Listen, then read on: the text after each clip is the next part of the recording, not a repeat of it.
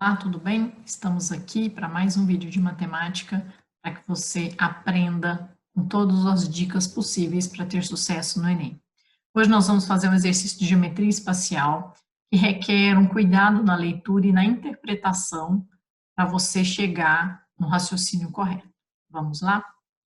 Uma construtora pretende conectar um reservatório central RC em formato de cilindro com raio interno de 2 metros e altura interna de 3 metros e 30 centímetros. Há 4 reservatórios cilíndricos auxiliares, R1, 2, 3 e 4, os quais possuem raios internos e alturas de 1,5 metro. As ligações entre o reservatório central e os auxiliares são feitas por canos cilíndricos de 0,10 metros de diâmetro interno e 20 metros de comprimento, conectados próximos às bases de cada reservatório. Na conexão de cada um desses canos com o reservatório central, há registros que liberam ou interrompem o fluxo de água.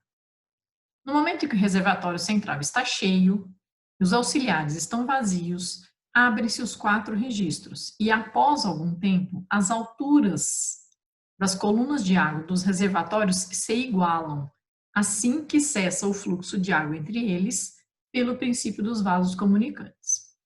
A medida em metro das alturas das colunas de água dos reservatórios auxiliares após cessar o fluxo de água é quanto? Então, eu quero a altura depois que ocorreu o equilíbrio entre a circulação de água dos reservatórios ali. Bem, é preciso tomar alguns cuidados com os detalhes do enunciado, mas vamos primeiro entender o que acontece. O reservatório central está cheio de água, ou seja, ele tem água até os 3,30 metros de altura. A altura dele aqui, 3,30 metros. Esse reservatório ele se conecta aos outros reservatórios, os auxiliares, através desses canos, temos todas as dimensões, cuidado que está dada a informação do diâmetro dessas canalizações, e esses canos também são cilíndricos, então o volume que se vai calcular nesse problema são volumes de cilindros, né? Tanto dos reservatórios quanto das canalizações são todas formas cilíndricas. E a água que vai, né, à medida que você abrir todos os registros que permite o escoamento da água, a água vai sair desse reservatório central e vai se deslocar para todos os outros reservatórios, até que você tenha, por diferença de pressão, né, princípio dos vasos comunicantes, você iguale, e ele fala exatamente isso aqui, todas as alturas entre o reservatório central e os reservatórios auxiliares. Todas elas vão se igualar. É isso que precisa pensar. E garantindo, né, que inicialmente quem tem água é apenas o reservatório central. Os reservatórios auxiliares e as canalizações estão todas vazias. Quando a gente abrir os registros, a água vai sair do reservatório central, se deslocar pelas canalizações e vai começar a encher os reservatórios auxiliares. É preciso entender, então, que a água que vai sair do reservatório central, ela tem que encher todas essas canalizações de comunicação e depois começar a encher os reservatórios. Primeiro ela vai ter que encher as canalizações, aí depois essa água começa a encher os reservatórios, né? E ao final, todos eles vão estar na mesma altura, vamos dizer aqui uma altura H, que é exatamente a pergunta do problema. Então, nós precisamos entender que, vamos pegar aqui, por exemplo, nesse reservatório 1, vamos supor que a altura de água final, estabelecida aqui na hora que a situação se equilibrar, seja um certo valor H. Nós não sabemos ainda quem é esse valor H. Mas, ao final, todos os reservatórios vão estar nessa mesma altura H. Todos eles com a mesma altura pelo princípio dos vasos comunicantes, que o exercício está garantindo aí que vai exercer esse princípio no problema. É um problema, né? Ele até toca na questão interdisciplinar, usando um conceito físico, mas ele também define aqui o que significa esse princípio dos vasos comunicantes para te auxiliar no conceito matemático. E significa, no final das contas, que o reservatório central também vai ter que estar nessa mesma altura H. No final da história, na hora do equilíbrio entre as águas ali, vai ter que estar todos os reservatórios, inclusive o central, nessa mesma altura H. Então, a gente precisa pensar que o princípio fundamental para entender o problema. a água não vai se perder, né? Existe água só no reservatório central e ela vai ser distribuída nos 4 reservatórios. Então, a água que sai do reservatório, vou colocar aqui a água que sai do reservatório, vai ter que ser a mesma água que entra nos outros reservatórios. A que sai do central é a mesma que entra nos reservatórios e nas canalizações de comunicação. Então, vamos lá. Qual é a água que sai? A água que sai é essa água que está aqui em cima. É isso que precisa ser atento, porque vai sobrar uma certa água ali embaixo. A que sai é a que está em cima. Como a parte de cima é um cilindro, lembrando que o volume de um cilindro a gente calcula como área da base vezes a altura, que é π, r ao quadrado, vezes o h. Na verdade, aqui eu vou colocar um outro h, senão a gente vai se confundir. Vou chamar de H maiúsculo.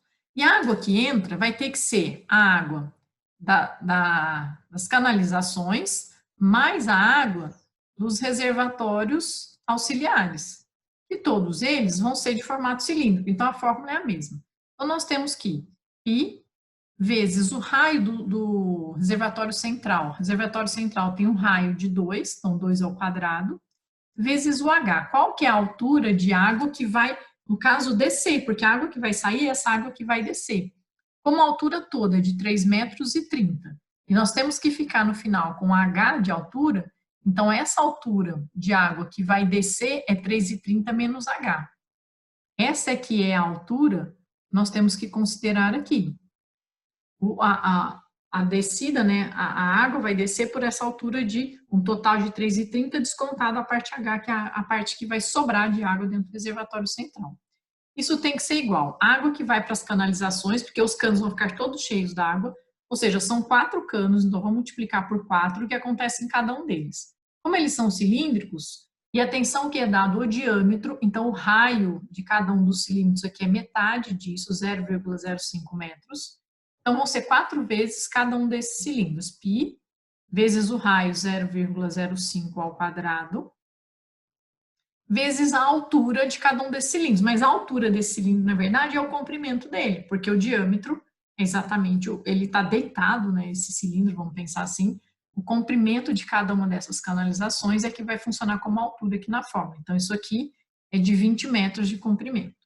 E ainda tenho que somar com o que vai acontecer nos 4 reservatórios. Em cada um deles, e todos iguais, porque eles são idênticos entre si, então vamos multiplicar por 4. O volume deles vai ser π vezes o raio ao quadrado, o raio de cada um deles, e a altura de 1,5 metro, então 1,5 ao quadrado, vezes a altura de água, que agora vai entrar em cada um deles, e a altura que vai ser de H.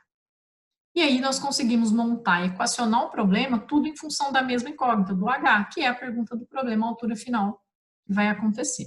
Então, agora, o que a gente pode perceber é que cada uma das 3 parcelas, que aqui nós temos uma parcela antes da igualdade e mais 2 parcelas depois da igualdade, todas elas têm um coeficiente π. Então, eu posso dividir essa minha equação inteira por π, que eu não vou alterar o meu resultado final. E ele não precisa ser incluído na operação. Por isso que o exercício nem deu nenhuma dica do que seria uma aproximação para o π. E agora nós vamos resolver as distributivas. O 2 ao quadrado é 4, 4 vezes o 3, isso aqui vai dar 13,2. 4 vezes o h vai ficar menos 4h, porque ele é negativo. Aqui nós temos 0,05 ao quadrado, que é 0,0025. Isso vai multiplicar por 20 e ainda vai multiplicar pelo 4. Isso tudo multiplicado dá 0,2, que eu já fiz as minhas contas aqui. Isso ainda vai ser somado com 1,5 ao quadrado, que é 2,25, e 2,25 vai ser multiplicado por 4, que eram 4 cilindros, isso dá 9, 2,25 vezes 4 dá 9, vezes o H. E aí, se nós juntarmos, né, os H's todos, nós temos menos 4H no primeiro membro, passando para o segundo e somando daria 13H no segundo membro.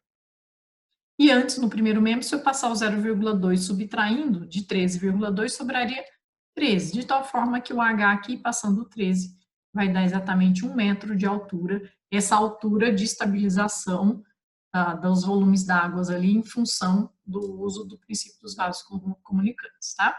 A alternativa, então, correta aí seria a alternativa D, 1 metro de altura para essa estabilização, certinho? Espero que vocês estejam compreendendo, gostando e aprendendo matemática. E se estiverem curtindo de fato, acesse o nosso canal do YouTube, se inscreva lá para receber um vídeo a cada dia, que ainda dá tempo de estudar muita coisa até o Enem. Certo? Um abraço e até mais.